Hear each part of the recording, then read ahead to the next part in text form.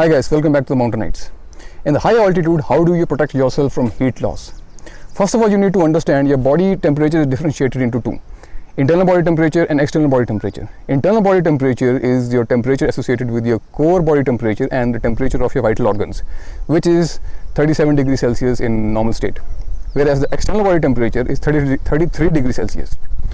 Even a drop in temperature by 2, that is 35 degrees Celsius, will send you into hypothermic state. Now, if hypothermia is not stopped, if its stages keep on increasing, you will end up dead.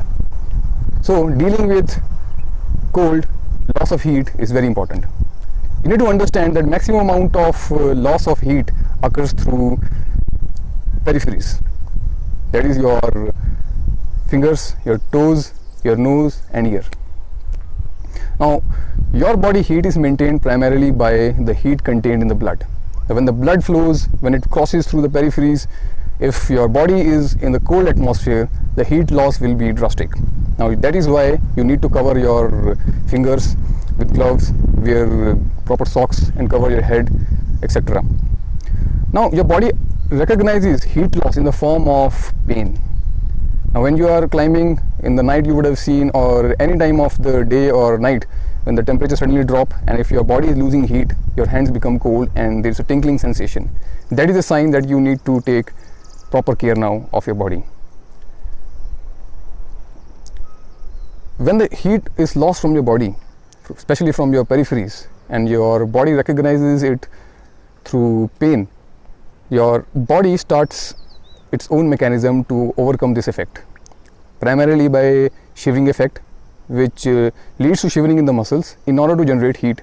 Second is by restricting the flow of blood towards the peripheries, as a result of which the tissues in your peripheries or extremities like toes, your fingers receive less amount of blood.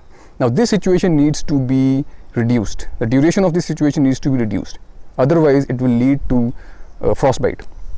We will talk about hypothermia, frostbite maybe in some other video. Now, what do you do in this particular situation? Either you can rub your hands, but rigorous rubbing can lead to damage of tissues. So, according to me, it is always advisable, rub your hands softly. If still it does not work, keep your hands under your armpit, keep your hands under your thighs and over your calf muscle and sit down. And while doing any activity, especially while you're climbing, let's say through a summit night, you can always continue to move your hands and toes in your gloves and your shoes, just in order to increase the blood flow in it, so that your toes and fingers receive little more extra amount of blood and the heat is maintained. Now, when you're trekking, your body is heated up, you are sweating, your clothes are drenched in the sweat. As soon as you reach your destination, you need to remove those sweat drenched clothes and wear fresh clothes, dry clothes, right from your socks, your lower clothings, your t-shirt, etc. Maintain personal hygiene. If you want to know more about maintaining personal hygiene at high altitude, follow the link in the description below. It talks about hygiene about the foot and maintaining your overall hygiene in the wilderness, especially in the high altitude. Apart from that, wear good quality clothes. When I say good quality clothes, I also mean that wear your clothes in such a manner that they are breathable. Do not soak yourself in too much clothes that lead to over sweating.